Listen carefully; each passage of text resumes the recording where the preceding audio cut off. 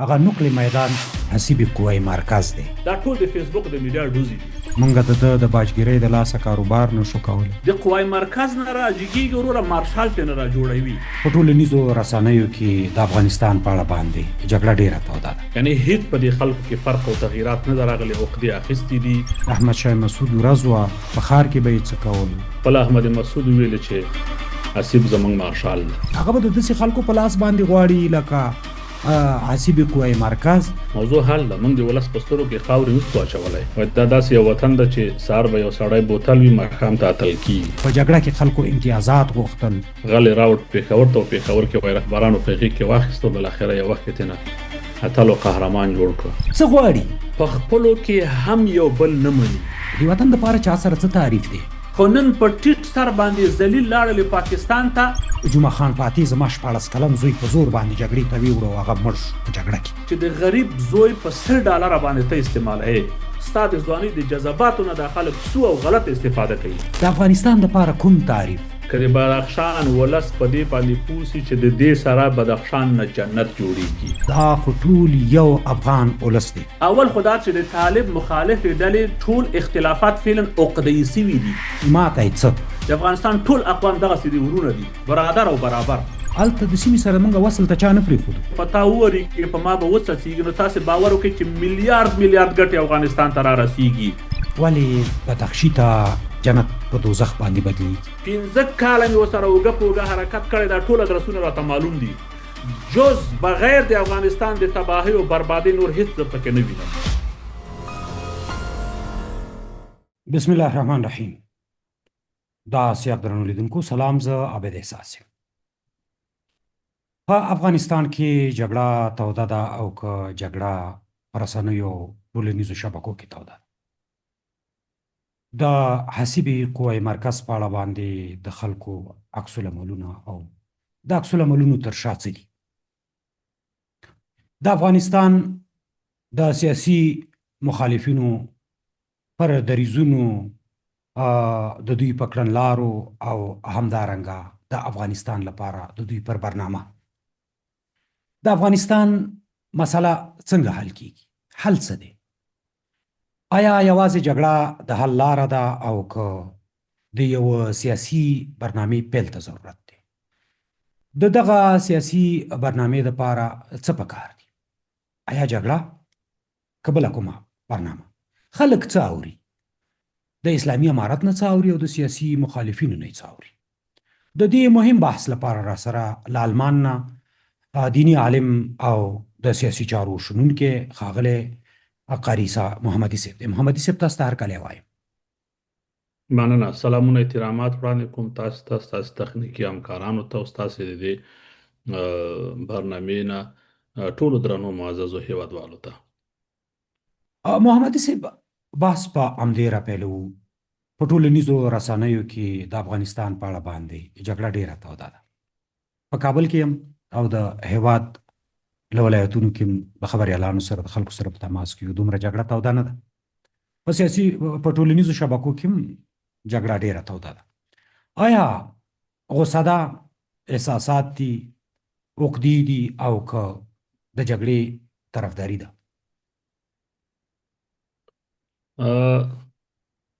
ستاسو په دا درې اولو لغاتو کې یا کلمو کې سوال جواب سو. غوسه ده، احساسات دي او عقدې دي. که جګړه هم وي 15 کالو کې چې کوم فعالیتونه موږ وکړه، هلې ځلې مو وکړلې، کوشش مو وکړ چې ولس متفق کو، خصوصا په ځانګړې توګه هغه خلک چې همیشه یې د خودخواهۍ په خاطر باندې د افغانستان او د ولس دغه سرنوشت کړی ده چې دا نن موږ او تاسې وینو. موږ فکر وکړو چې کېدای شي د خلکو به د جمهوریت د سقوط نه بعد تائب شوي وي، توبې به یې ویستلي وي او اصلاح شوي به یې عبرت به یې اخیستی وي. ولې چې الله رب العزت په قرآن کې هم چې کله خپل حکم ورکوي یا مثلا د تیرو امتونو مثالونه موږ ته راکوي، بیا په آخر کې موږ ته وایي چې فاعتبروا یا اولي الابصار، فاعتبروا یا اولي الالباب، عبرت واخلئ، زده کړه وکئ، هغه نارواوي چې تیرو امتونه کړي تاسو یې مه کوئ. هغه غرق شول، تباه شول، برباد شول، نابود شول. خدای نه خسته تاسو هم د تباهي او بربادۍ او د نابودۍ سبب ونه ګرځيږي. موږ فکر وکړو چې دغه خلک چې د سقوط نه بعد ذلیل شول، څوک په ترکیه کې، څوک په ایران او پاکستان کې، څوک په نورو غربي نړۍ کې، کېدای شي لږ به دا خلک پوسي وي چې په دا شپېتو اویا کلونو کې موږ افغانستان ته نه یوازې دا چې هیڅ ونه کړل، بل افغانستان مو او ولس مو د تباهۍ او د بربادۍ سره مخ کړ. هغه فارسي کې یو متل ده چې د تشریفاتو نه تیر شو، د ساده او کلیوال الفاظ باندې ته وایم. هغه فارسي متل ده وایي همو خرک و همو درک، یعنی هیڅ په دې خلکو کې فرق او تغییرات نه راغلي. عقدې اخیستې دي، د خلکو کینې اخیستې دي، د جنگ طرفداري په دې کې چې جنگ د دوی لپاره یو قسم بزنس او تجارت جوړ شوی، د ژوند کولو یو ذریعہ ورته جوړه شوې ده. دا د دوی عقیده او د دوی ایمان جوړ شوی. او بل قومي تعصبات، سمتي تعصبات، د دوی مذهبي تعصبات، انواع او اقسام په مختلفو ډولونو باندې د دې خلکو تبعیض او تعصب چې موږ په خصوصي مجالسو کې وینو، په رسنیو کې وینو، نو سړی چې فکر کوي دا وړی نه شړی کیږي. د خلک غلط روان دي. په 5 کلونو کې د طالبانو مخالفینو په خپلو کې یو اجماع رامنځته نه کړله، په خپلو کې هم یو بل نه مني. نو چې نن ستاسو په منځ کې هیڅ یو قدرت، یو چوکۍ، یو شی شتون نه لري، او تاسو یو د بل پښې وهئ، او تاسو په خپلو کې سره جوړ نه راځئ، د دې څه ګارانټي شته چې بیا سبا بیا د قدرت ته تاسو ورسیږئ، او بیا به هغه د 90 لسیزې هغه جګړې، کورنۍ خونریزي، هغه د کابل هره کوڅه چې د خلکو په وینو لړل، چې بیا به هغه حالت ته نه ځو. د 2000 نه وروسته چې دا خلک بیا په یو ټغر باندې راغونډ شول، دا د دې خلکو ښه اوصاف نه وو، دا د دې خلکو د تزرع یا د وطن دپاره فداکاري نه وه، بلکې د امریکایانو زور و، د اختر ابراهیمي، د خلیلزاد، د امریکا د سفیر، د امریکا د آرمي او د فوج، د هغو د ټوپک په زور باندې ټول په یو ټغر سره راغونډ شول، او دا یې خاموش کړل، غلي کړي. کني نور هماغه جنگي بیا ادبي خروړي دي چې زه فکر نه کوم چې د دوی په راتلونکي کې هم د افغانستان دپاره کوم خیر پکې ووینو. موږ فکر وکړو چې 15 کلن شوي دي، ګینې موږ ځوانان یې منځ ته ورسو، ورته ووایو چې ګورئ مه کوئ مشرانو، خیر ده که ستاسو د لاسه څه نه کېږي، آرام او خاموش او غلي او ساکت په یو کونج کې کښېنئ، پرېږدئ موږ به د ولس دا درد او د ولس دا غم به منګه وګالو، او موږ به یې مخته ویسو، موږ به ورباندې ناستې او جلسې او هلې ځلې وکړو، تاسو غلي سئ. خو دا هغه څوک دي چې دا نور خلک نه پرېږدي، او اوس هم دوی هغه د تاسو ټولو ته معلومه ده چې ورغلي دي او د پاکستان لمنې ته ځانونه غورځولي دي، او د پاکستان دپاره بیا د وفادار غلامۍ هغه سر ټیټ کړی ده. ګورم چې وطن سرنوشت په کوم طرف ته دا خلک ورسوي، جز تباهي او بربادي. فکر نه کوم چې دوی کوم بل ارمغان به افغانستان ته راوړي. ښاغلی محمدي صاحب، د بحث ژورې ته به ورځو، خو هغه د ورځو توده موضوع، هغه په ساده اصطلاح تاسو وویل چې په کلیوالي اصطلاح سره ووایو، هغه نقل میدان حسیب قوای مرکز دی، چې په دې 2-3 ورځو کې د حسیب پنشیری لقب هم ځان ته پیدا کړی. د دغه سړي په اړه باندې دا ولس معلومات لري. زموږ او ستاسو به په یاد دي، شاهدان یو د دې صحنې چې د ښاروالۍ مخې ته به یې په عکسونو باندې ډزې کولې، د لوی خیمې د جرګې په خیمه کې به یې د ولسمشر په عکسونو باندې ډزې کولې، او کله به چې د احمدشاه مسعود ورځ وه، په ښار کې به یې څه کول. نور د تاسو به د ورځو تازه ویډیوګانې لیدلې وي چې د قوای مرکز او د کابل د امنیه قماندانۍ مخې ته دوکانداران هغوی غږیږي چې وایي چې موږ د باجګیرۍ د لاسه کاروبار نشو کولی. او بیا څه، خو په دغه 15 کلن بدلون کې که دی د امارت په مخالفت کې واقع شو، که هر څنګه واقع شو، اوس ګورو چې په ده باندې دغه تبصرې په څه ډول دي. آیا د افغانستان راتلونکي ولس، زه، ته، نور خلک د دغسې خلکو په لاس باندې غواړو چې د دې بیکګراوند په دې ټولنه کې څه ډول دی، او هغه خلک چې د ده په اړه باندې کوم عکس العملونه ښیي، د څه په خاطر باندې ښیي، په کومو علتونو باندې، او آیا ولس به دغسې سیاستونه وغواړي، که موږ هغه څه ووایو چې د ولس ضرورت دی، چې هغه نه د امارت په طرف وي، نه د هغې د سیاسي مخالف په طرف وي، او هغه د دې ولس خبره وي، آیا ولس د دې هیواد راتلونکي یا که کوم بدلون غواړي یا که کوم تغییر غواړي هغه به د داسې خلکو په لاس باندې غواړي لکه حسیب قوه مرکز یا د حسیب قوه مرکز نه ممکن ده یا دې ته ورته خلکو نه دا به په آینده کې د افغانستان سیاستمداران وي دا به د افغانستان واکداران وي یا خلک داسې غواړي یا د افغانستان سیاست د داسې خلکو په لاس غواړي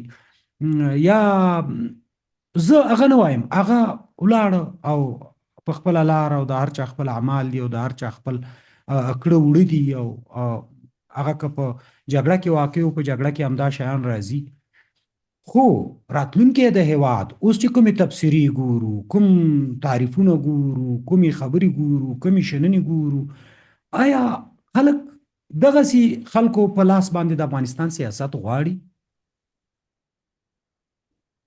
متاسفانه بدبختانه چې په افغانستان کې د هغه خبره د پارلمان وکیل شهید عبید الله بارګزي صاحب ویل وای دا داسې یو وطن ده چې سهار به یو سړی بوتل وي ماښام ته اتل کیږي او ماښام به اتل وي سهار به بوتل کیږي. تاسو د حسیب قوه مرکز باره کې پوښتنه وکړه وخت چې قوه مرکز مو سره تخلص کو سوال مو جواب شو. موضوع حل ده موږ د ولس په سترګو کې خاورې نسو اچولی او که د نورو معلوماتو دپاره کولی سئ د حمید خراساني نه معلومات واخلئ نورو معلوماتو دپاره کولی سئ د قوه مرکز د دوکاندارانو نه معلومات واخلئ که ښه سو چې مړ سو که ژوندی وی یو ورځ د رښتیاو مارشال کېده ولې موږ په ویانا کې یوه ناسته درلوده په میز باندې په سټیج باندې زه او څنګ ته مې احمد مسعود او ځینې نور مشران ناست خپل احمد مسعود ویلې چې حسیب زموږ مارشال ده یعنې یو وخت کې که چېرته مثلا په افغانستان کې تغییرات راځي ته چې په خپله خوله باندې وایي چې هغه زموږ مارشال دلته د اقرار کړی اوس به ورته دا رتبه ورکوي نو ټوکې خو نه دي سیاست کې خو به د هرې خبرې ته ډېر احتیاط کوي یو معمولی جزوي خبره ستا وزن پورته کوي او یو معمولی مسخره یا ټوکه هم ستا وزن ځمکې ته راغورځوي حتی د دې سبب کېږي په غربي نړۍ کې چې په یو خبره باندې په یوې جملې باندې سړی د وزارت نه د رهبرۍ نه استعفا ته اړ کېږي د ګوند نه ویستل کېږي نو تاسو چې تخلص ویل موضوع حل سوله متاسفانه چې په افغانستان کې په دا څلورو اخرو لسیزو کې چې تاسو وګورئ همداسې شوي دي قانع صاحب عصمت قانع صاحب پرون یوه لیکنه کړې وه د غزني کوم نفر یاد کړی و هغه نوم یې اوس رانه هیر ده چې غل و غل یې راوړ پېښور ته او پېښور کې وایي رهبرانو په هغې کې واخیست او بالاخره یو وخت کې ترېنه اتل او قهرمان جوړ کړه یا هغه بل یو څوک کېښوده چې فلانی بابا داسې چې شوی قمندان بابا و که چې و دا ټول ګورئ جنګ افغانستان داسې یو هیواد ده چې په دا څو لسیزو کې په جنګونو باندې نظامونه تللي دي راغلي دا وطن داسې یو وطن ده چې تر اوسه پورې خصوصا په د آخرو څو لسیزو کې د قلم په زور باندې یو څوک رهبرۍ ته یا مشرۍ ته نه ده رسېدلی زور بالا زور ده یو نفر به چې راغی وزیر به سو او ټول مکمل وزارت به وروره بې سواده کسان راوسته بل یو چا راته کیسه کوله ویلې زه نه وایم د ولایت او د ولسوالۍ نوم نه اخلم چې بیا خلک احساساتي کېږي په مختلفو قسمونو په تعصب او تبعیض باندې د متهم کوي حقایق به د وطن او د ولس په خاطر باندې وایي د افغانستان عزت د ټول ولس زموږ تاسو ټول عزت ده که افغانستان مو ذلیل کړی نن سبا همدا ده چې 10 میلیونه موږ کډوال لرو وایي سړی په خط باندې لیکلو باندې نه پیدا خو رئیس په یو وزارت کې خط په دې دروغ واړه او راوړو په پیدا نه آخر که به نفر تا ویل چې خو مخ خط خواندم اینا تو خودت چی میگی دمی خط چی نوشته است هغه ورته چې صاحب نی نقاط نوشته است خو نه شما خواندین او نی موضوع ست تشریح به ورکه سړی سر به اخلاص شو خط کې خدا شي لیکل سوی ده یعنی خپل به نو لوستل نه به پوسوي خو د سړی له خلینه به ورته خو صحیح سره ځي خیبه ما یک فکر مې کنم یا به عملته مصرف هغه وکړ یا به سبب ول سبب ورته راوخت ان داسې یو هیواد ته تاسو فکر وکړئ چې تاسو د ملي امنیت اداره قومي وي تاسو معرف قومي وي چې د هر قوم نه به وزیر سو ټول معرف په تغییر کړ ټول ملي امنیت په تغییر کړ ټول خارجه وزارت ډیپلوماټان مطلق بې سواد ډیپلوماټان غربي نړۍ ته لیږلي وو تر اوسه د نور نړۍ ډیپلوماټان وګوره د موږ ډیپلوماټان وګوره په خو به یو سړی زامت وي په غربي نړۍ کې اوس هم داسې ده په ډیپلوماسۍ کې باید ته ماستري ولري پی ایچ ډي ولري په ډیپلوماسۍ کې ته باید 10 کاله 15 کاله کاري تجربه ولري پس لاغه ته یو هیواد ته سفیر ولېږل سي یا پس لاغه ته د یو هیواد بهرنی چارو وزیر سي زما ستا په وطن کې بهرنی چارو وزیر مو یو ورځ ډیپلوماسي نه ده ویلې دولسم صنف نه فارغ شوی نه ده نو داسې یو هېواد ته چې متاسفانه محمدي همدغسې صاحب خلک چې محمدي تاسو صاحب دلته یو پوښتنه کوم چې تاسو په خبرې وکړئ. همدغه سي حالاتو کې لکه تاسو ډیره ښه خبره وکړه چې په افغانستان کې هر وخت د قلم په هغه باندې څوک واک ته نه دي رسېدلي. خو دغه پروسه به څه وخت موږ شروع کوو چې موږ زمونږ اپوزیسیون زمونږ بل د جګړې لاره پرېږدي د اصلاحاتو ته راشي. ایران یوه ښه بیلګه ده. کله چې هلته د اخوندانو نظام راځي په لومړیو کې څه ډول وي، وروسته څه ډول وي، او اوس د دنیا سره په څه حالت کې دی. موږ څه وخت اصلاحات شروع کوو؟ او بل افغانستان کې موږ او تاسې د دې شاهدان یو چې په افغانستان کې خو شاهي نظام نتیجه ورنه کړه. په افغانستان کې خو د داود خان جمهوریت نتیجه ورنه کړه، کمونیزم نتیجه ورنه کړه، بل ورنه کړه. ځکه که هر څه راغلي دي د دې هیواد د تعریف سره، د دې هیواد د تعریف له مخې برنامه نشته. اوس هم موږ بیا جګړه زمونږ دلته که جمهوریت و، په دې جمهوریت کې همدغه خلک چې اوس د جمهوریت د ملاتړ دپاره هم ځینې چغې وایي، ځینې وایي چې بیخي وایي چې زه افغان نه یم، خو بیا هم د افغانستان نه امتیازات غواړي، او څوک جګړه غواړي، څوک شاهدان وو چې د سولې په پروسه کې خلکو امتیازات نه غوښتل، په کابینه کې خلکو امتیازات غوښتل، په جګړه کې خلکو امتیازات غوښتل، په خبرو اترو کې خلکو امتیازات غوښتل. کله به چې یوه ملي مسله راتله او لویه جرګه به جوړېدله، په هغې کې به خلکو امتیازات غوښتل. په پارلمان کې به وکیلان خلکو په امتیازاتو غوښتل، سناتوران به یې په امتیازاتو غوښتل. او کله چې د سولې پروسه شروع شوه او په افغانستان کې د سولې خبرې اترې وشي، زه خو د یو خبریال په توګه باندې شاهد وم چې کله به خلیلزاد مشرانو ته ورتلو په څه ډول باندې به ورتلو، که د رهبر په نوم به یو چا ته ورتلو په څه ډول به ورتلو، او د هغې غوښتنې به بیرته څه وي. که کله به د رهبرانو یو مجلس جوړېدو، زه په څو مجلسونو کې ناست شوی یم د یو خبریال په توګه، او په دې کې 2-3 نور خبریالان هم شاهدان دي چې د سولې په پروسه کې یعنی ماته یې څه، که اشرف غني په واک کې پاتې شي ماته یې څه، که نظام جوړ پاتې ماته یې څه، که په افغانستان کې سوله راځي ماته یې څه. او دا د ماته څه خبره اوس هم معلومیږي. امتیازات د سولې په پروسه کې خلکو امتیازات غوښته، ډالر یې غوښته، او همغه خلک اوس راپاڅېږي، هغه اوس لګیا دي خبرې کوي. هغوی څه غواړي، څه ډول یوه برنامه. مخکې تاسو ډېر لنډې خبرې پرې وکړې، زه غواړم چې په دې باندې په نن دغه پاډکاسټ کې ما او تا پې سره ژورې خبرې وکړو. د افغانستان دپاره کوم تعریف، کومه برنامه، او که څنګه تاسو ویله چې جګړه یوازې د یو بزنس په توګه باندې، که د بزنس په توګه باندې جګړه غوښتل کیږي، د هغې په مقابل کې څوک څه پکار دي، څوک یې کولی شي، څوک یې وکړي، د دې ولس ځای چیرته دی، د ولس تعریف چیرته دی. زمونږ خو ارزښتونه هم خلک تر پښو لاندې کوي، لګیا دي د سیاست په نوم باندې قومي جګړه کله راوړي، کله مذهبي راوړي، کله سمتي راوړي. نو نن غواړم تاسو سره په ژورې خبرې په دې خاطر وکړم چې تاسې که د ویانا غونډه وه، که د ازبکستان دغه د تاجکستان غونډه وه، که نورې وي، تاسې په هغې کې د یو افغان په توګه باندې، د یو افغان په توګه باندې ناست وئ. کوم تعریف دی د دې هیواد دپاره، د دې ولس دپاره، د دې ملت دپاره، د دې وطن دپاره، او هغوی چې مخالفت کوي د هغوی سره څه تعریف دی؟ تاسې مخکې یو لنډ تعریف، یو لنډه خبره هغه د مارشال کېدو وکړه. د دې وطن دپاره چا سره څه تعریف دی؟ آیا موږ اصلاحاتو ته ضرورت لرو، موږ جوړښت ته ضرورت لرو، که موږ جګړې ته ضرورت لرو؟ عابد صاحب، اول باید د ولس ذهنیت سازي وشي. زمونږ دا ولس دومره بیچاره شوی چې لکه تا چې ویلې چې د سولې په کمیسون کې د هر طرف نه د جدید سړي وشي، ما یې پسته که اشرف غني کبلي دا خبرې به د خلکو کولې که نه. یعنې وخت چې یو څوک په کمیسون کې کینی او علم لري او پوهه لري او داسې بې مسؤلیته بې احساسه وي، نو ولس بیچاره چې د علم او د تعلیم نه هم شاته ساتل شوی ده، او هغه دومره فقیر او غریب او بیچاره شوی، دومره وهل شوی، ټکل شوی ده، ټکول شوی ده، چې هغه په دې فکر کې ده چې نن غرمې ته به خپل بچي ته حلال یا حرام ډوډۍ د کومه کوي. هغه د هیواد په سرنوشت اصلا هغه ته دا پوهه نه ده ورکړه شوی چې ستا په دې یو رایه کې څومره قوت ده، او ته د دې هیواد په ټاکنه کې، د رهبر په ټاکنه کې ته بالکل حق لري، او ته کولی شې چې دا رهبر وټاکې. هغه چې کله خپل ځان وپېژني، خپل ځان وپېژني، یعنی دا ولس دومره ټکور شوی، بیچاره شوی چې تر اوسه یې خپل ځان نه ده پېژندلی. دا هغه حقایق دي چې موږ تاسې باید ووایي.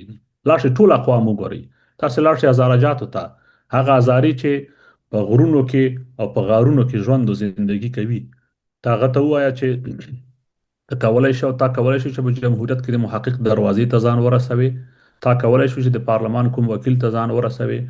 هغه هزارې بیچاره چې په غارونو کې ژوند او زندگی کوي، او په غار کې د مارانو د لړمانو په مقابل کې دغه سره په جنگ خپل شپې ورځې تیروي، او هغه یو دیوار او یو دروازه نه لري، نو هغه ولس به څه وسی کولی چې د انسجام د پاره، د یووالي د پاره، د وطن د زعامت یا د رهبرۍ د ټاکنې د پاره به هغه کوم رول ولوبوي.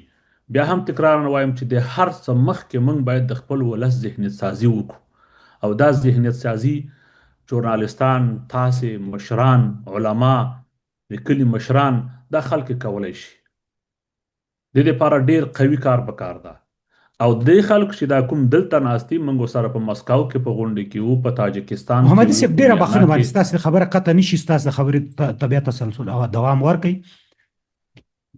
قاری عیسی محمدي چې په یو مجلس کې کینی، د دې ولس نفس ورته معلوم دی، د دې ولس حالت ورته معلوم دی، د دې ولس تعریف ورته معلوم دی، د دې وطن ارزښت ورته معلوم دی، د دې وطن تاریخي مطالعه کړی دی، د دې وطن دغه حالت هم مطالعه کړي دي چې 4-5 لسیزې څه تیر شول، او په دې باندې هم پوه دی چې هغه د هزارهجات هغه سړی چې هغه ټول ژوند 10 اوزو پورې تړلی دی، هغه د محقق دروازو ته نشو راتلی، او دغه 20 کاله څنګه تیر شو.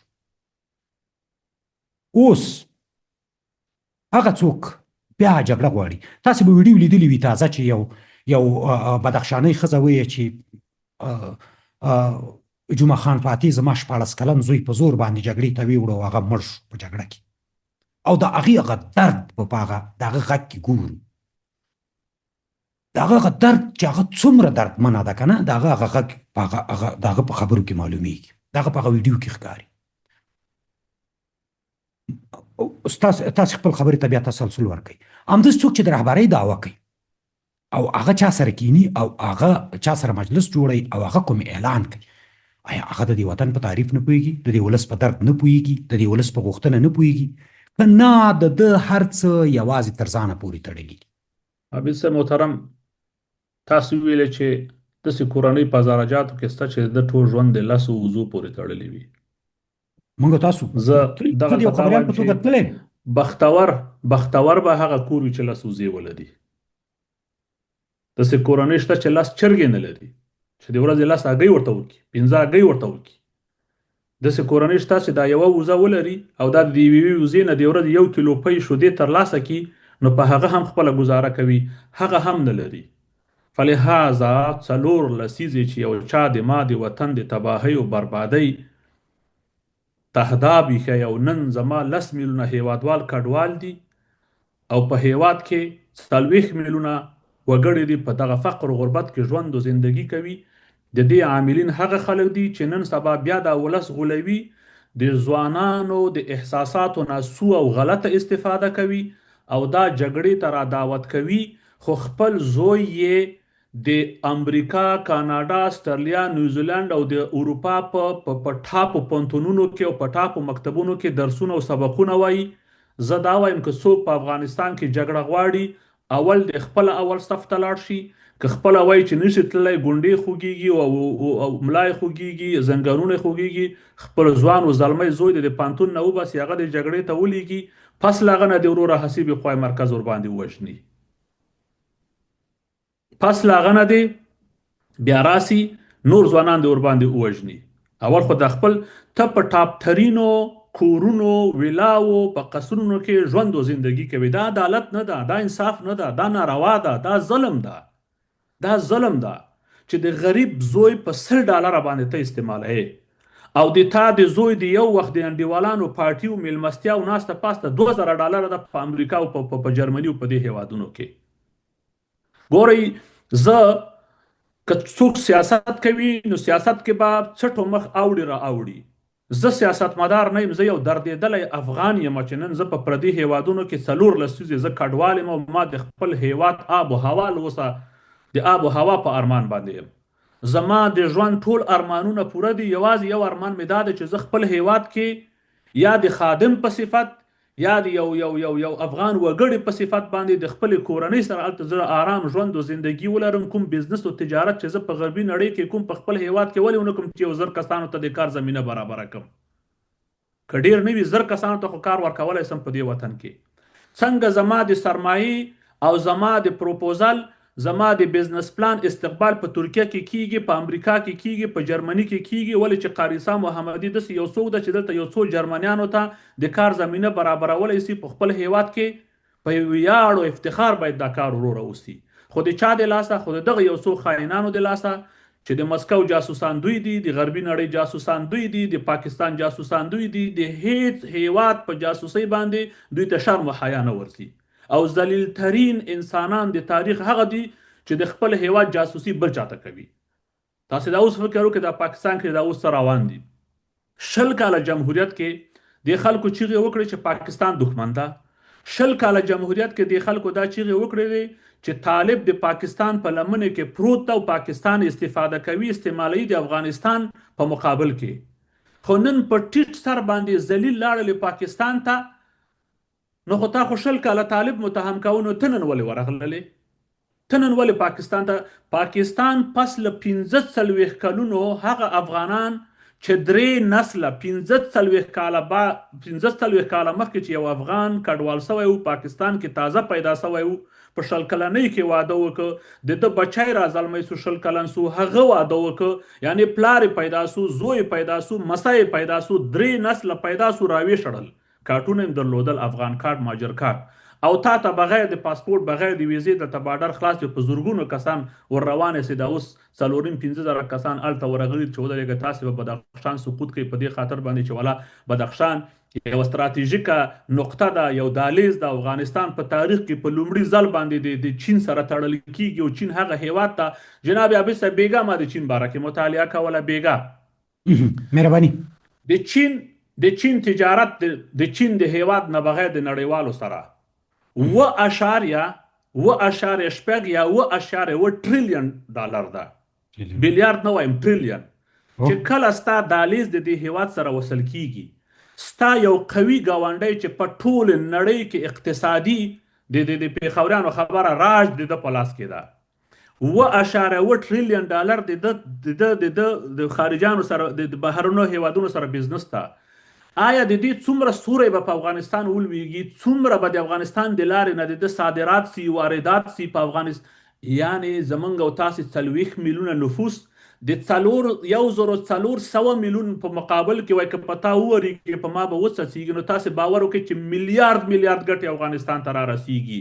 نو فلهذا دا پاکستان ځکه نسي زغملی چې دغه دهلیز یا دغه کوریډور چې ورته وایي دا د دې سبب شوی چې پاکستان د منځني ختیځ نه دا قطع کړی ده. او پاکستان دا پلان لري چې 10 کاله 20 کاله 50 کاله یا 100 کاله بعد د څنګه کوي چې دا ځای کټ کړي او ځان د تاجکستان سره وصل کړي، بل اخر اوسې کولی چې د منځني ختیځ ته خپل مستقیم بزنس او تجارت. محمد صاحب پاندې باندې مې پوښتنه کوله، دلته ما سره په دې تړاو باندې خبره مې مکمل کړم. په دې خاطر باندې دغه پرمختګ د افغانستان دا دشمن نشي زغملی، اوس به راځي بدخشان باندې امنه کوي. تاسو به یو هفته مخکې کتلی وي چې د روسیې بهرنیو چارو وزیر سرګی لاروف دا خبره وکړله چې د هرمز تنګي باندې د اتکا د کمیدو په خاطر موږ باید په افغانستان باندې د ریل پټلۍ په دې باندې توجه وکړو، کار وکړو باندې. دا د بل پرمختګ ګورئ. دا اوس د دغه په مقابل کې پاکستان به خپل انتهایی هلې ځلې کوي. زه یو نتیجې ته رسېدلی عابد صاحب چې د پاکستان دشمني نه د داود خان، د ترک حفیظ الله امین، ډاکټر نجیب ببرک کارمل اول دوره د مجاهدین جمهوریت، بیا اوله دوره طالبانو، بیا د دومه دوره هیڅ یو سره نه ده. د پاکستان دشمنی د ارګ د حاکمیت سره ده چې د افغانستان د پرمختګ لپاره هر څوک هلې ځلې کوي او د پاکستان اطاعت او تابعداري نه کوي، دشمني به شروع کیږي. نو فلهذا تاسو په غواړئ چې پاکستان د دشمن باید غلامان پاتې سي؟ د دې څه ګارانټي ده چې اوس مثلا د طالب مخالفې ډلې، اول خدا چې د طالب مخالفې ډلې ټول اختلافات فعلا عقده‌ای سوي دي، د وطن او د ملت درد پکې ما په دا 5 کالو کې ونه لید، ځکه ترې نه راشاته سوم. عقده‌ای دي. موږ تاسو ګورو، تاسو فکر وګورئ چې د یو کس نه د قوای مرکز نه راجګیږي وروره مارشال ته نه را جوړوي، نو څنګه به ولس په دې باندې اعتماد وکړي؟ موږ د احمد مسعود ته ما خپله دا وړاندیز وکړ چې مسعود صاحب محترم ګوره، ته یو ځوان یې، که ته مبارزه کوې د ځان سره څلور طرف ته اکاډمیک، با علمه، با شخصیته، پو تکړه داسې افراد راټول کړه چې دا حرکت باید یو پاک حرکت وي. وخت چې ته په دې حرکت کې 100 نفره دې طرف ته اهل علم اهل قلم یو محقق راسي او ته په کوم طریقه نه استقبال کوي، نو خدا ټول وایي چې وروره د دې سړي د لاس په ما وطن تباه سوی ده او ته لا اوس هم ورته لاس په نامه ولاړې. د دې طرف نه د اسماعیل خان راسي، د دې نه د ما د وطن تباهي و بربادي سوې ده، ته لا اوس هم لګیا یې. نو آیا وای 40 سال از عمر عزیزت گذشت، مزاج تو از حال طفلی نگشت. زوام چې 70 سال از عمر عزیزت گذشت، مزاج شما از حال دغلبازی و چلبازی و فساد و وطن فروشی و قتال نگشت. یعنی یو چا چې په 80 کالو کې زما هیواد ته خدمت نه کړي، د دین روستو زما د افغانستان ولس محقق نه د خیر تمه کوي سي، د اسماعیل خان نه د خیر تمه کوي سي، یا امثالهم چې کوم قطاع طریقان او یا غاصبان او خو چې تاسو راغلي په 20 کاله جمهوریت کې په میلیارډونو ډالر تاسو وهلې، په زورګونو هکتار ځمکې تاسو غصب کړلې، شهرکونه تاسو، مزې تاسو، چرچې دي تاسو لاړ شئ 40 کاله مخکې مازاری بیچاره په غارونو کې ژوند او زندگی کاوه او نن هم کوي. تاسو لاړ شئ زما د ننګرهار او مشرقي طرف ته یا د قندهار طرف ته وروره، هغه وخت کې غریب په مغه خیمې کې ژوند او زندگی کوو، یوه وزه به درلوده یا به نه درلوده، اوس هم په مغه حالت کې ده. په لحاظه پیسې چا وګټلې؟ هغه خلکو چې د دې وطن ډیره تباهي کړې، ډیره بربادي کړې او ډیره وژنه یې کړې ده او ډیر فساد یې کړی، همغه په موضوع په چرچو کې دي. خو الحمدلله چې اوس په دنیا کې هم ذلیله دي، نه ورپسې هغه باډي ګارډان ګرځي، نه ورته هغه پروتوکولونه ورکول کیږي، په سرکونو کې نشي ګرځېدلی. دا افغانان به په سرکونو اخوري، په میلمستیاو کې دا خلک حضور او شتون نشي درلودلی، په میلمستیاو کې هغه قابونه به خلک راپورته کې په دا مخ به دا غاصبان قاتلان وطن فروشان ووهي. په غرب کې دا حالت دی ورسره په هر ځای کې. زه په دې مطمئن یم په افغانستان کې ولایت په ولایت باندې ګرځېدلی یم، په بلد یم د ټولو اقوامو په خوی او په عادت. د افغانستان ټول اقوام دغسې دي، ورونه دي، برادر او برابر. زه د افغانستان هزاري، ازبک، تاجک، بلوچ، پشهي، ایماق دا ټول خپل برادر او برابر بولم.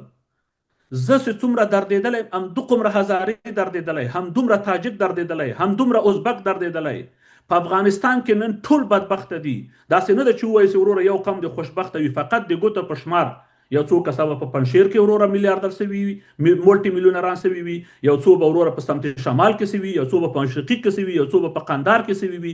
خو نن عام ولس ته وګوره، ستا 90% ولس د فقر لاندې ژوند او زندگی کوي، بیچاره ده. او همدا محمد صاحب دا د ځینې سیاستونو هغه ثمره موږ او تاسو ته همدا پاتې ده چې د تاریخ په اوږدو کې د افغانستان ورونه، قومونه، یو بدن، یو موټی هیواد، یو موټی ملت، یو موټی ولس چې د هیواد پر وړاندې د هر ناتار په وړاندې ودرېدلی و، د همدغې نه خلکو استفاده کړې ده.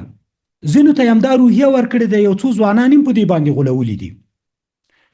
او د دوی د سیاستونو ثمره هم دا ده چې دا پنشیری دی، دا بدخشی دی، دا شمالیوال دی، دا ختیځوال دی، دا د جنوب ختیځ دی، دا د پکتیا شو، دا د کندهار شو، دا پښتون دی، ما افغان نیستم، دا افغان دی، زه هزاره یم.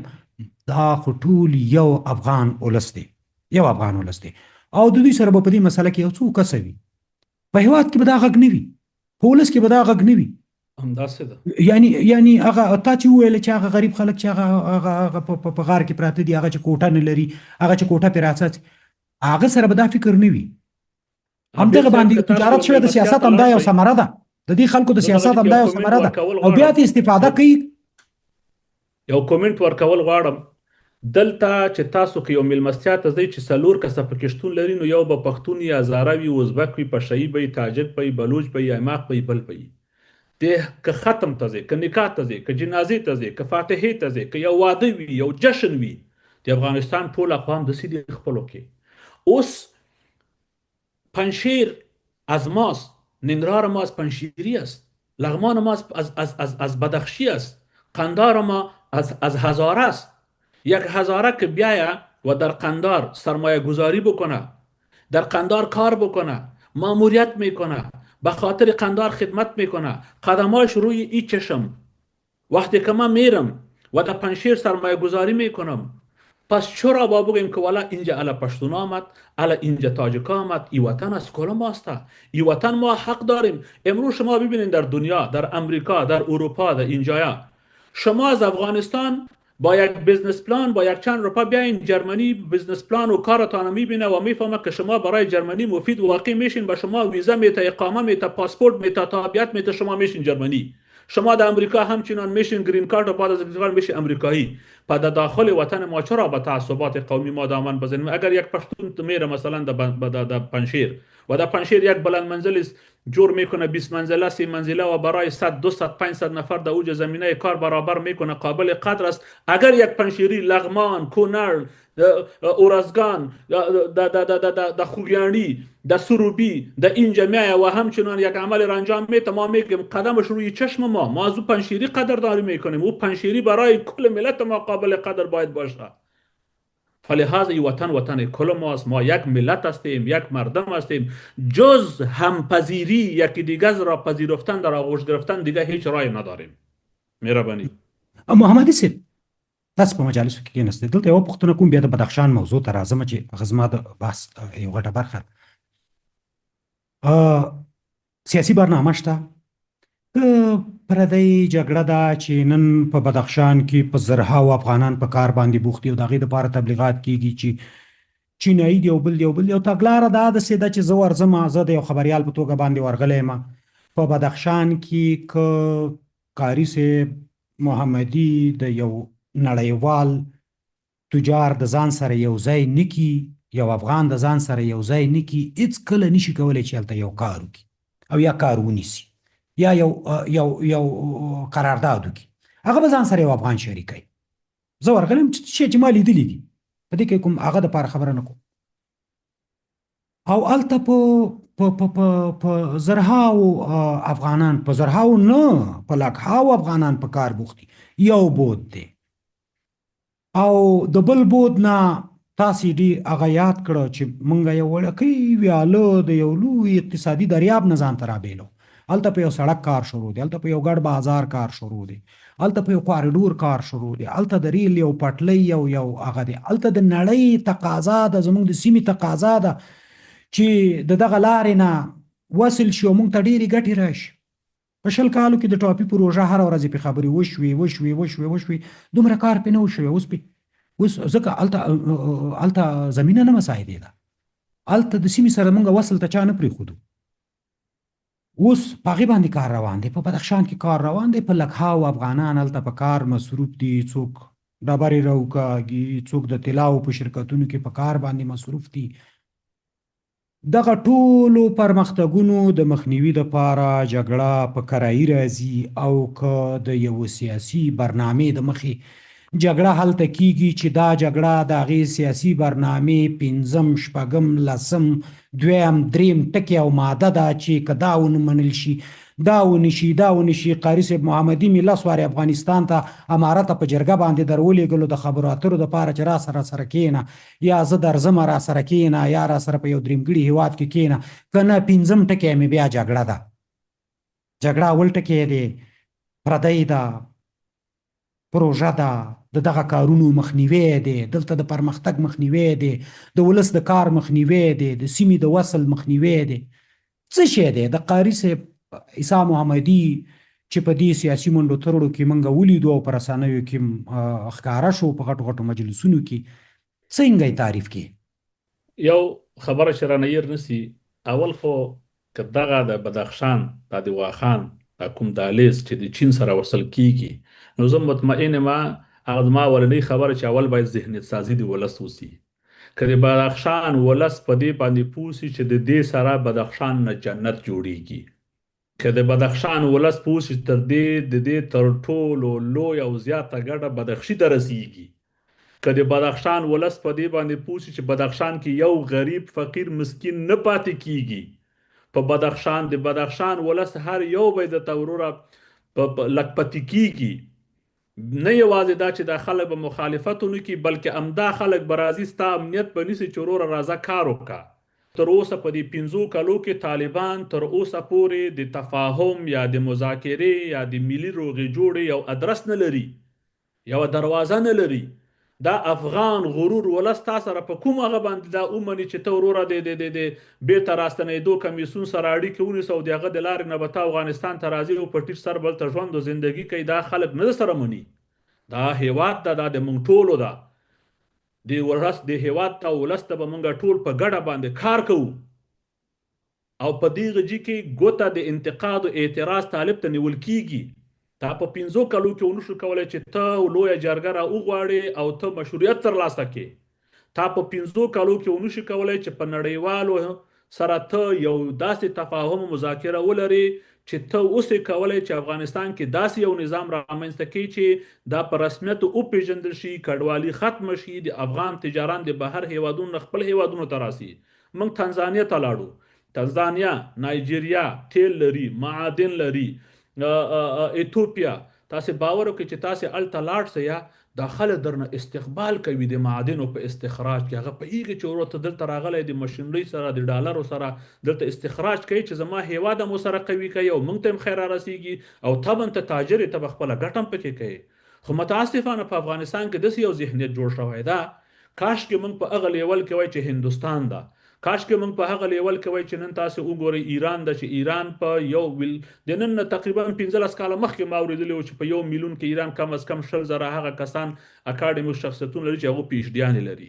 نن سبا په ایران کې په ماسټرۍ نه، په یوازې په پی ایچ ډی کې هغه روان ده، دا رقابت روان ده.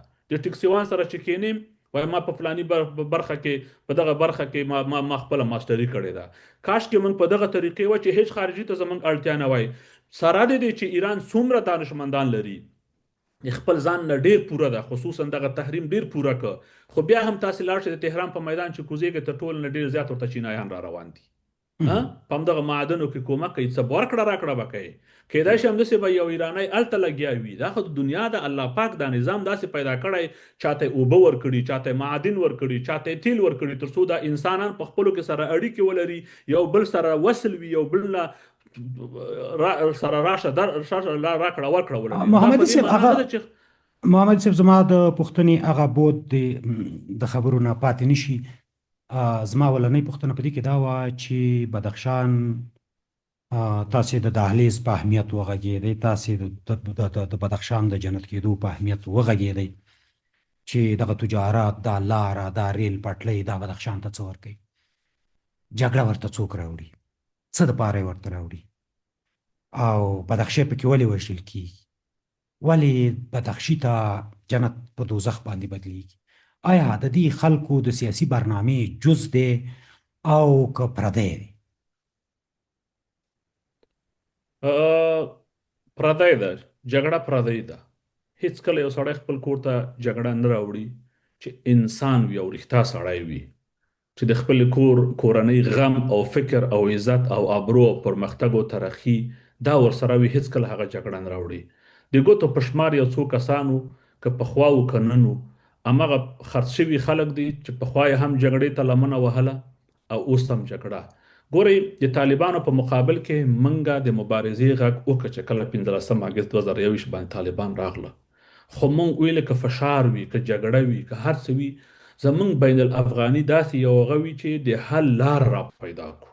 نه داسې چې تاسې به د پاکستان لمنې ته ولوېږئ، نه داسې چې پاکستان به راځي اوس د بدخشان د پرمختګ مخه به نیسي، یا بدخشان پاکستان به راځي د ټاپي مخه به نیسي، یا به پاکستان راځي د روسیې له خوا نه د کوم ریل پټلۍ چې وړاندیز شوی د دې مخه به نیسي. نو په دې طریقه خو نه کېږي. که د پاکستان په اطاعت او تابعدارۍ او په دوستۍ او په انډیوالۍ په رفاقت اعتماد وای او صداقت پکې وای، نو خو بیا زموږ هیواد د تباهۍ او بربادۍ ته نه رسېده.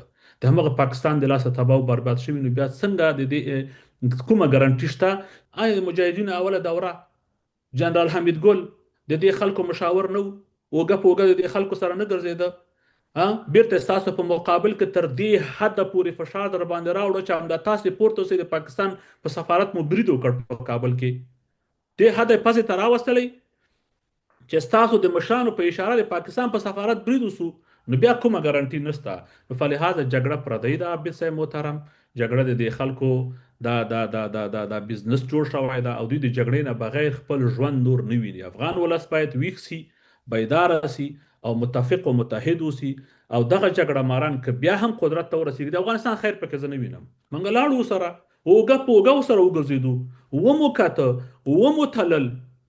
ستا په افغانستان کې د یو کټ ځای نه لري فعلا، او ته راځې نفاق ته او اختلافات او قومي اختلافات ته لمن وهې.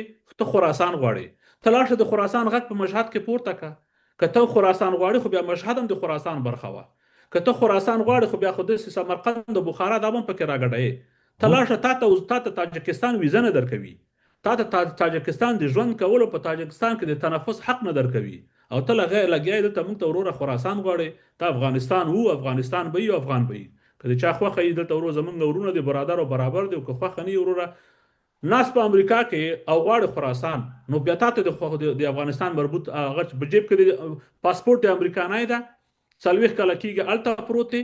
دلته راځي په جرمني کې ازیل د کړی 300 روپیو ته حیران دایران پاتې، په افغانستان کې تغییرات راولي. عجیبه نه ده؟ دا ټول د فیسبوک بیا ادبي معاف همغه بیا په کلیوال لهجه بیا درته زه که وایم چې کلیوال مې د هغه اوري چې پوه سي. دا ټول د فیسبوک د میډیا ډوزي دي، دا ټول ورور ډوزي دي. یو سړی چا په واده کې نه پرېښود او د ناوې څنګ ته کېنم. ورور ته په وطن کې د قبر او قبرستان ځای نه تښتېدلی، نه یوازې دا چې تښتېدلی، د وطن نه د په میلیاردونو سرمایه ویستلې ده، د دې وطن نه د ولس حق او حقوق د ولس ډوډۍ د تښتولې ده، فراري شوی.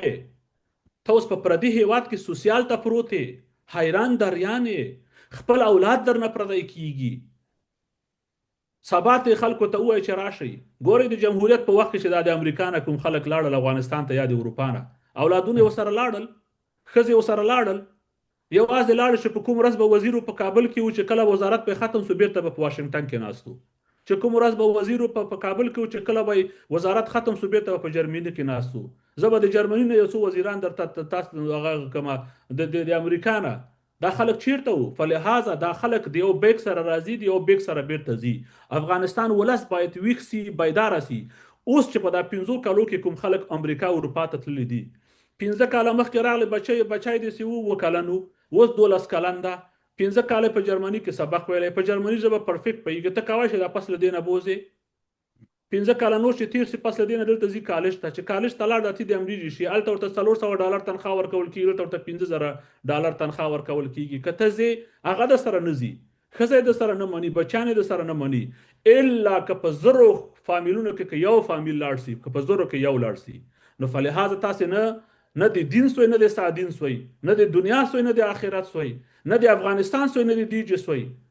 نه کېږي چې فقط د کور په یو کنج کې کېنې د افغانستان په سرنوشت باندې قومونه په خپلو کې سره اچوه، ته وروره مزې چړچې کوه. بله خبره ته کوم عابد صاحب، د افغانستان ولس ډوډۍ نه لري.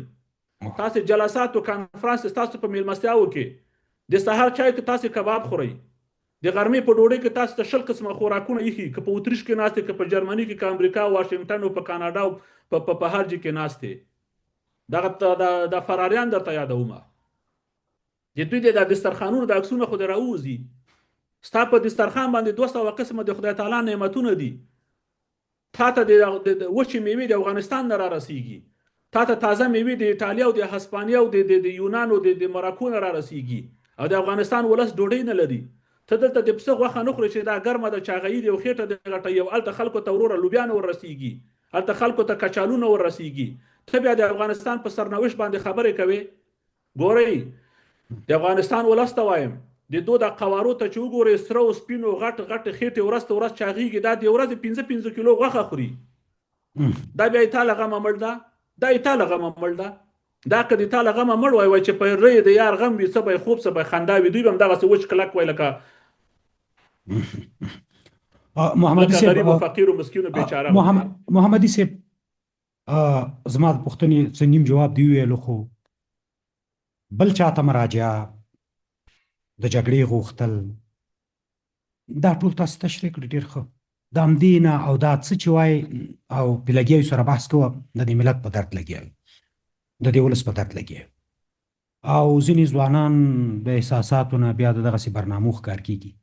برنامه شته که کوم پروپوزل د هیواد دپاره شته، کوم سیاسي برنامه یا تګلاره د دې خلکو سره یوه سیاسي برنامه شته په دا ټوله نړۍ کې، که هر څوک د سیاستوالۍ او د سیاستمدارۍ او د اپوزیسیون او د مخالفت دعوه کوي، خپل ولس ته یوه واضح روښانه سیاسي تګلاره وړاندې کوي. څه مو موندلي دي د یو افغان، یو اګا افغان په توګه، د یو لوستي افغان په توګه باندې داسې څه مو موندلي، داسې څه مو اورېدلي، داسې څه مو لیدلي دي د دې خلکو سره یوه سیاسي برنامه چې هغه د یو هیواد دپاره یو سیاسي پروپوزل وي، یو سیاسي برنامه وي، یو سیاسي تګلاره وي چې په هغې کې د هیواد د اقتصاد برنامه معلومه وي، په هغې کې د سیاست برنامه معلومه وي، په هغې کې د دغه ولس دپاره برنامه معلومه وي چې په یو ولایت کې 100 جنرالان جوړ شو، خو یو پوهنتون ولا جوړ نه شو، یو دارالمعلمین ورته جوړ نه شو، اوس ورکې جوړ شو. اوس موږ او تاسو شاهدان یو پوهنتون په پنجشیر کې نه و، یو دارالمعلمینو په بدخشان کې همدغسې 2 پوهنځي وو، 2 پوهنځي وو چې ثابت صاحب پوښتنه مې واخیسته، سیاست وکم که صداقت، کوم جواب درکم؟ نه، د هیواد خبره باید وکړو، صداقت خبره باید وکړو. صداقت چې وي په والله بالله که به د 5 کالو کې یوه داسې برنامه وي چې زه پوسم د افغانستان او د افغانستان د ولس پکې خیر ده، زه به ځان ورته عسکر کم، زه به ځان ورته غلام کم، که هغه که د ازاري لخوا وي، هغه که د تاجک لخوا وي، هغه که د بلوچ، پشایي یا ایماق د هر افغان لخوا وي، زه که دا ټول پښتون قوم د ما په مقابل کې ودرېږي، زه به د هغه عسکر شم. خو نشته داسې یو برنامه، فقط خودخواهي ده او ځانځاني ده او پردي لمنې ته ځان غورځول دي او قومي تعصباتو ته لمن وهل دي. ما وخته ویلې یو پیره بیا هم تکرارا وایم چې فعلا مخالفتونه ټول عقده‌ای شوي دي، حتی که هر قوم ده. اوس ګورئ موږ پښتانه یو، موږ د طالبانو سره اختلافات لرو، حتی د منګه اختلافات هم په یو حد عقده‌ای شوي. زه خپل ډېر نږدې ملګري وینم طالبانو سره اختلافات په ځای دی چې داسې نیوکې وکړي چې د هیواد او د ولس پکې خیر وي، ټول عقده‌ای دي. واوره د عقدې نه تیر سئ، په دې طالب ته ووایي چې و طالبه ګوره بیا در باندې هغه حالت چې راځي، دغه واړه اختلافات غټیږي، قوي کیږي، او بل آخره یو ورځ دا ولس د دې اختلافاتو سره همغږی کیږي، او که دا ولس راپورته سو نو ته به څومره پکې ووژنې. ګورئ د بشار الاسد نه عبرت واخلئ، د ده پلار څومره وژنې وکړې، بل اخر څه شی سو، سقوط یې وکړه، سوریه یې 1000 کاله شاته وغورځوله. یا د تیر نظامونه وګورئ، د افغانستان په ولس باندې په زور، د ټوپک په زور استبدادي نظام دا خلک یو څه وخته پورې په مجبورۍ نه ځان غلی کی، خو بالاخره یو ورځ په جوش راځي. فلهذا څه وکړئ، باید دا خلک یو ادرس ولري او افغان ولس په ډیر وقار او په غرور باندې په هغه ادرس کې سره راټول شي. ګورئ عابد صاحب که برنامه وي باید په خپل خاوره کې دننه جوړ کړو. ته اوس راځي د مسکو نه برنامه جوړئ، ته اوس راځي د واشنگټن نه برنامه جوړئ، ته اوس راځي مثلا د اسلام آباد نه په افغانستان باندې برنامه راوړي، خو طبعا ابا درته وایي چې وروره زه به ټوپک درکم، ټانک به درکم، وژنې وکړه، تباهي وکړه، بربادي وکړه، چې کله قدرت ته ورسېد بیا د بدخشان معادن د دماغ، بیا د لوګر مس عینک دی، بیا د ما خو هغه خو تانه بیا داسې غوښتنې کوي. آیا دا وطن فروشي تاسې کوای شئ؟ آیا دا یا ورشالته یو 200 کسان پیدا کړه چې د واخان کوریډور مخه ونیول شي، دغه میلیونونه پیسې ته واله ته نور ژوند وکړه. خو ولې اوس ګورئ عابد صاحب د طالب سره موږ اختلافات لرو، تر ما نه سرسخته مخالفت به د طالب سره هیڅ چا نه کړي. اختلافات مې په دشمنۍ او په افراطیت بدل که، خو که کوریډور را جوړیږي، که دهلیز وصل کیږي، زه د دې نه استقبال کوم. دا زما دپاره، ولس دپاره، هیواد دپاره په دې کې زه عزت وینم، پرمختګ وینم او خیر وینم. که چېرته ریل پټلۍ په افغانستان باندې تیریږي د دې نه زه استقبال کوم، خو د معادنو غیر قانوني استخراج دا محکوموم، دا ردوم، دا باید بند شي، دا باید ولس ته د دې سپیناوی ورکول شي. ګورئ نظام دا اوس په ایران کې هم تاسو ګورئ رهبري لري، هېڅ رهبري نه بدلیږي، خو پارلمان لري، د علماو شورا دوی چې شورای نخبگان ورته وایي هغه لري چې همغه تصمیم نیسي، ولسمشر لري، انتخابات لري. د ښځو نارینهو دپاره تعلیم یو شی ده. په ایران کې دا اوس تاسې کېدای شي په سلو کې 15 ښځینه پکې کم سواد والی وي، بې سواد نه وایم، کم سواد. نور اکثرو پانتونونه ویلې ماسټریانې کړي وي، تاسې لاړ شئ ټول مکمل ادارات ښځې مخ ته به یې ښځې چلوي. نو خو ولې ښه پوهېږئ چې دغه جي کې د ټولې نړۍ او د ولس د خلکو تاسو ته سترګې در اوړي او ملامتوي، نو ولې د ملامتۍ نه ځان نه باسئ؟ او ښه پوهېږئ چې دغه تاسو دغه کړنه نه یوازې دا د نړیوالو قوانینو د اصولو خلاف ده، بلکې د شریعت د اسلام د قرآن خلاف ده. پرېږدئ اقرأ بسم ربک الذي خلق، لهذا اشتباه روان دي دا خلک هم.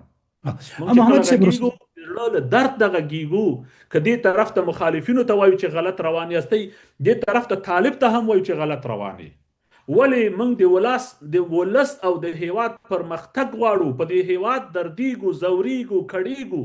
په پردیو هیوادونو کې چې دا 10 میلیونه افغانان پراته دي، دا آرام نه دي پراته، که جسمن آرام یو په خېټه ماړه وي، خو روحن دا ټول نارامه دي. ولې احساس د مالکیت نه کوي. پردی هیواد د زما خپل هیواد نه ده، زه دلته یو کډوال ما ته خارجي ویل کیږي. زه د ځمکې الله پاک هر انسان ته چې د جنت د نعمتونو یادونه کوي، په دنیا کې یو مثال ورکوي چې دغه د انار ده، دغه د مڼه ده، دغه د انګور ده، دغه د وروره تختونه دي، دغه د قصرونه دي، د دې نه وروره په زرګونو چنده بهتر او خوبتر او اعلیتر په جنت کې ده. همدا مین جنت الله کا که د حورو صفت درته کوي په کور کې چې ښه میرمن او ښه بیبي خدای درکړي چې په اخلاقو برابره وي، په ژوند ورسره ښځې هم دغه د جنت حوره ده. د دې ټولو مثالونو یو په دنیا کې درکوي. مین جنت د هر انسان په دنیا کې خپل هیواد ده. زه د خپل جنت نه وتلی یم، زه د خپل جنت نه لرې یم، فلهذا زه باید دا جنت آباد کړم او بېرته لاړ شم خپل جنت ته ننوځم. د دغه لپاره موږ هلې ځلې کوو. نو طالب باندې هم نیوکه لرو، مخالف باندې. محمدي صاحب وروستۍ پوښتنه کوم، هغه ځوان ته چې هغه سره د اروپا نه، د اسټرالیا نه، د مسکو نه، د امریکا نه، د بل د پاکستان نه تماس نیول کیږي او هغه ته د جګړې ذهنیت ورکول کیږي، زمونږ ځوان قشر په ټولنه کې تر ټولو زیات دی. مونږ یو خوشبختي دا لرو چې ډیر زیات ځوان ځواک لرو. هغه ته څه وایي؟ عابد صاحب په دا 15 کالو کې په زرګونو ځوانانو د ما سره اړیکې نیولې دي چې موږ د فلانی سره کنیکټ کا، وصل کا، موږ ته زمینه برابره کا. الله شاهد دی، دلته ملایکې د لیکل کوي و ان علیکم لحافظین کراما کاتبین. ما تر اوسه یو ځوان د بل چا سره نه دا وصل کړی. ولې؟ تر اوسه صداقت نه وینم، زه تر اوسه رای مستقیم نیغه سمه لاره زه نه وینم، زه تر اوسه وروره په رښتیا سره د هیواد دپاره هلې ځلې نه وینم. ما ته داسې یو ادرس نه ده تر اوسه ثابت شوی چې زه پوه شم دغه ادرس صادقانه ده او هغه ځوان ته ووایم چې راسته دغه ادرس ده. نه یوازې دا چې هغه ځوان خپله په ماغه کړی د ادرس غواړي، زه باید نور جلب و جذب کړم د ادرس ته. تر اوسه دا ما نه لیدلی. ځوان ته مې دا ده، ځوانانو د 50-100 ډالرو په خاطر، د احساساتو په خاطر، د جذباتو په خاطر، یا د یو طالب د یو سوټي د وهلی به یې بدرت به درته ویلی، کنځلې به درته کړې وي، په کلي کور کې به د یو څو کسانو مخکې شرمولی. خیر د لږ د خپل ځان کنټرول کا، خو ځان مکمل هلاکت ته مه غورځوه. اوس به دومره ضرر در رسېدلی، خو که ځان د هلاکت ته واچوه دنیا دې هم خرابېږي او آخرت دې هم خرابېږي.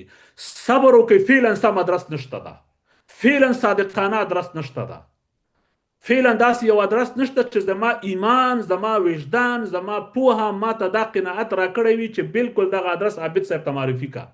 نشته. وطن فروشه، جاسوسان، قاتلان، غاصبان، زورګویان د پاکستان لمنې تلویدلي او د تاسې نه استفاده کوي. خپل اولادونه په پانتونونو، کالجونو، په ښوونځیو کې، په غربي نړۍ کې اعلی او بهترین ژوند او زندگی او تعلیم او تحصیل او زده کړې لري او په لوکسو موټرونو کې ژوند کوي، دنیا یې ځان ته جنت جوړه کړې او ستا د فقر او د غربت نه او ستا د احساساتو نه، ستا د ځوانۍ د جذباتو نه دا خلک سو او غلط استفاده کوي. ویښ شه، بیدار شه، ولې تاسو وغولوي؟ ته خو افغان ځوان یې، ته خو د ځوانۍ په غرور کې، نو چې د ځوانۍ په غرور کې د یو چا زنځیر ولې خپلې غاړې ته واچوي؟ ولې د یو چا د 50 ډالرو په خاطر خپله مور بوره کې، خپل مور او پلار د ژړا په ټغر کېنوي، خپل بچیان یتیمان کې او خپله کونډه، خپله میرمنه کونډه کې خپله خور په ژړا کېنوي؟ ژوند وکړه، زندگی وکړه، یو نیالګی په وطن کې کېده، یو نیالګی په وطن کې کېده، د ټول ولایت د یو فتح نه دغه نیالګی تا ته غوره ده، بهتر ده، حد اقل وجدان ته به د خوشحاله چې خدایه یو نیالګی مې وس وسو په خپل وطن کې مې کېښودو. په لحاظ د دې خلکو په قدم باندې ځوانانو مه ځئ. 15 کاله مې ورسره اوږه په اوږه حرکت کړی، دا ټول ادرسونه راته معلوم دي. جز بغیر د افغانستان د تباهۍ او بربادۍ نور هیڅ څه پکې نه وینم. او دا دعا کوي چې خدای دې دا شریر جاسوسان، دا قاتلان، دا د خدای پاک په هیڅ ژوند کې په افغانستان نه حاکمان کوي. نه شرم شته، نه حیا شته. تکې سپینې ګیرې د 80 کالو په عمر جاسوسان شوي دي، تکې سپینې ګیرې د 80 کالو په عمر وطن فروشان شوي دي، د پاکستان لمنې ته ورغلي. خو دغه د شکر جای د عابد صاحب چې د افغانستان کانې ونې بوټې لا په دې پوهېږي چې پاکستان د افغانستان تباهي او بربادي غواړي. دا خلک چې پاکستان ته لاړل نورم ذلیل شو. زه مخالف شوم، خریسا سره مخالف شو. ولې ورته وویل چې مزئ ولس ته رجوع وکړئ، د ولس د منځ نه راپورته سئ، د ولس ذهنیت سازي وکړئ، ولس به دا ولس راپورته کوو. نور دا د محو سیاست، د انحصار سیاست دا مه کوئ. یو څه په قدرت راسي انحصار کوي، بل چې مخالف سي کوشش کوي چې محو. همدغه خلکو د اوس چې کوشش کوي چې طالب په مقابل کې وروره جنګ وکړي. خو تاسو وایئ چې جمهوریت مو کمزوری که جمهوریت خو طالب د ټوپک په زور نه نیولی و. جمهوریت مو فاسد که کمزوری مو که تاسو په قدرت کوئ.